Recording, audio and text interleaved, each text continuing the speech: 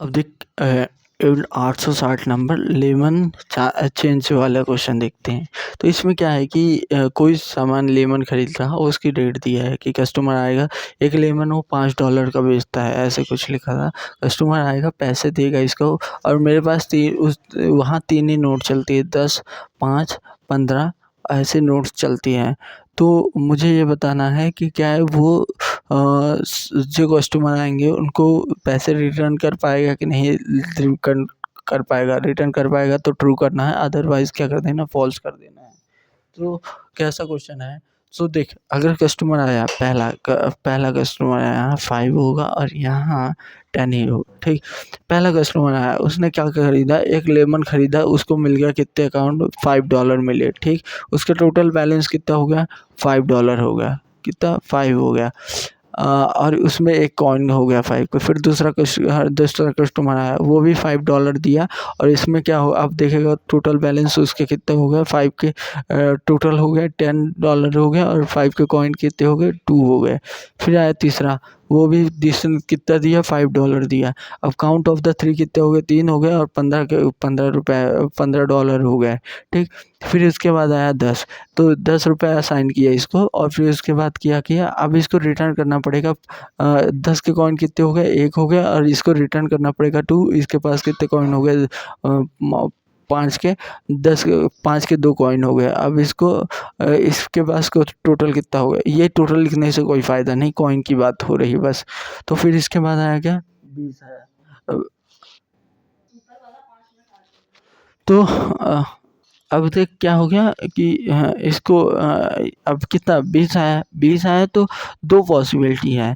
तो 20 वाले के केस में क्या कर सकता है, 3 5-5 के सिक्के दे सकता है $5 के, और या तो दूसरा क्या कर सकता है $20 में कि एक 10 का सिक्का 10 का दे दे और फिर 5 का दे दे। तुझे लेना है 5 ही, तो 2 पॉसिबिलिटी बनते हैं। लेकिन 10 के केस में एक ही पॉसिबिलिटी बनती है और 5 के केस में कोई पॉसिबिलिटी नहीं बनती है।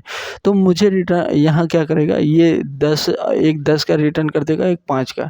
तो इन दोनों में से कौन-सा ज़्यादा इम्पोर्टेंट है, कौन-सा ज़्यादा रिटर्न करना है? अगर मुझे मोस्ट ऑफ द अगर 20 का है ना, तो मोस्ट ऑफ द मैं चांस करूँगा कि $10 का ही रिटर्न हो। $10 का रिटर्न होगा क्योंकि मुझे $20 में भी एक 5 का लगना है और अगर $10 का लूँगा उसमें भी एक 5 का लगना है। तो 5 दोनों के केस में लगना है। लेकिन तो मैं चाहूँगा कि 5 मेरे पास क्या रहे, मैक्सिमाइज़ रहे। 5 की काउंटिंग मेरे पास क्या रहे, मैक्सिमाइज़ रहे। तो इसी कारण से क्या करूँगा, मैं एक 10 का रिटर्न कर दूँगा और एक $5 का रिटर्न कर दूँगा। तो 10 का रिटर्न करूँगा तो मेरे पास काउंटिंग कितनी भी 10 की रहेगी, 0 रहेगी और मैं इसके रिटर्न करूँगा तो ये कितना हो जाएगा, 1 हो जाएगा। तो ओवरऑल देखिएगा अब 20 का आ जाएगा टोटल, 20 की कितनी आ जाएगी, 1 आ जाएगी। तो इस तरह से तो ये पूरा अपने आप को मैनेज कर पा रहा है, तो यहाँ क्या करना है, प्रिंट करना है ट्रू। अब इसी का दूसरा वाला एग्ज़ाम्पल देख लेते हैं कि कस्टमर है जिसकी बिलिंग एड्रेस 5, 5, 10 और 10 और 20। तो देख 5 आया तो 5 का एक के सिंबल होगा, फिर दूसरा 5 आया तो इसकी काउंटिंग कितनी हो गई, 2 हो गई। फिर इसके बाद 10 आया, 10 एक हो गया और इसको $1 रिटर्न करना पड़ेगा, 5 1 हो गया। फिर 10 आया तो फिर इसके 10 की काउंटिंग हो गई 2 और 5 को हो गया 0। अब इसके बाद 20 आया, तो अब मेरे पास 10 के 2 हैं लेकिन मुझे 5 काटना है और मतलब अभी मुझे 5 रिटर्न नहीं करना है, तो 5 तो मेरे पास बचे ही नहीं। तो इस केस में इसको क्या करना है कि ये मैनेज नहीं हो पाएगा, रिटर्न करना है फॉल्स को। समझ गया what is the question and अब अप्रोच क्या रखेंगे। अब इसमें 2-3 वेरिएबल बना के रखेंगे, कौन-कौन से, काउंट 5 वाले जो 5-5 के सिक्के को काउंट करेगा, एक काउंट 10 वाला, काउंट 10 काउंट 5 और इसकी वैल्यू इनिशियलाइज़ कर देंगे 0 से और इसी तरह काउंट 20 का बनाने का महत्व नहीं है लेकिन बना लिया अभी इनिशियल पे, फिर उसके बाद बता देता हूँ कि इसकी इम्पोर्टेंट कैसे नहीं है। तो देख, अब मेरे पास आएगा जब आइटरेट करूँगा पूरे एरे में क्या करूँगा, आइटरेट करूँगा for int i equal to 0 से आइटरेट करके n-1 इंडेक्स तक जाऊँगा। अब करना क्या है कि अगर मेरे पास इंडेक्स पे 1 आया तो देख इफ़ स्टेटमेंट लगाया कि मेरे पास क्या है, इंडेक्स पे क्या आया, 5 आया तो इक्वल टू 5 आया तो मैं क्या कर दूँगा, काउंट ऑफ द 5 को क्या कर दूँगा, इंक्रीमेंट कर दूँगा। एल्स इफ़ क्या लगाऊँगा, फिर एल्स इफ़ मेरे पास क्या आ सकता है, एरे में क्या आ आ सकता है 10 आ सकता है।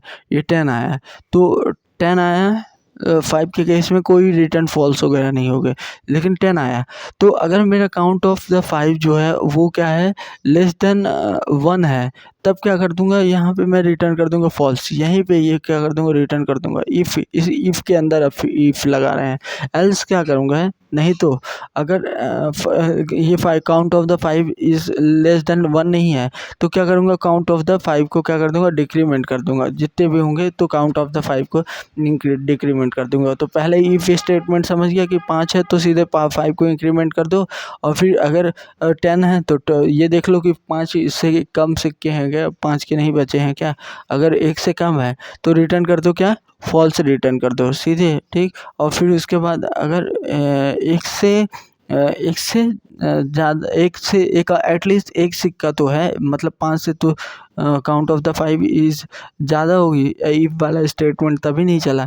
तो इसी कारण से क्या होगा ये काउंट ऑफ द 5 क्या हो गया डिक्रीमेंट हो जाएगी। फिर इसके बाद क्या पॉसिबिलिटी है तुम्हारे पास सिक्का किसका होगा, एल्स इफ किसका होगा तुम्हारे पास सिक्का होगा, हो सकता है तुम्हारे अब हो सकता है 20 का। अब 20 का है, अब 20 वाले के लिए कंडीशन यहाँ समझ कि काउंट ऑफ द अब तुम्हारे पास सिक्का कितने का है 20 का है, इक्वल टू 20 है। तो अब देखो अब क्या करोगे 20 है तो अब देखोगे कि काउंटिंग देखोगे क्या तुम्हारे पास 20 का है ना। अब तुम देखोगे कि अगर अभी भी काउंट ऑफ द 5 अगर ये लेस देन और या इक्वल टू 0 है, 5 के सिक्के बचे ही नहीं हैं, तो उस केसेस में डायरेक्ट रिटर्न कर दोगे फॉल्स कर दोगे, रिटर्न फॉल्स कर दोगे, ठीक। कि तुम्हारे पास इफ काउंट ऑफ द तुम्हारे 5 के पास सिक्के बचे ही नहीं हैं तो तुम क्या कर दोगे। और क्या रिटर्न फॉल्स कंडीशन हो सकती है कि रिटर्न कर सकते हो, तो दूसरी कंडीशन हो सकती है कि तुम्हारे पास 10 के सिक्के भी नहीं बचे हैं, count of the 10 equal to 0 है, और count and count of the 5 की यह है कि ये सिक्के 5 के सिक्के 3 से कम है, तब भी तुम क्या कर सकते हो रिटर्न कर सकते हो, क्या रिटर्न कर दोगे फॉल्स कि मैं नहीं कर पाऊँगा। ये हो गया रिटर्न कर दोगे फॉल्स। तीसरी कोई और पॉसिबिलिटी है क्या, तीसरी अब क्या पॉसिबिलिटी बनी कि 10 के एटलीस्ट एक सिक्का होगा और 5 का एटलीस्ट 3 सिक्का होगा मेरे पास। तो अब दोनों कंडीशन बची। तो अब क्या कर सकता हूँ, अब मुझे ट्रू ही रिटर्न कर रहा है एल्स। अब ये एल्स वाली कंडीशन आ गई, एफ वाली देख लिया, ये एल्स इफ वाली देख लिया, इसके अंदर ये किसके एल्स के अंदर कंडीशन है, ठीक। अब देख अब 20 के अब आया अब क्या अगर मैं देखा कि काउंट ऑफ द 5 क्या है ग्रेटर देन 0 है, और क्या काउंट ऑफ द 10 है इज़ ग्रेटर देन 0 है। इस कंडीशन को लिखने की ज़रूरत नहीं क्योंकि ऑलरेडी देख लिए हैं काउंट ऑफ द 5 कुछ ना कुछ डेफिनेटली होगी, तो इसीलिए नहीं लिखने की ज़रूरत है। क्या मालूम कि 10 के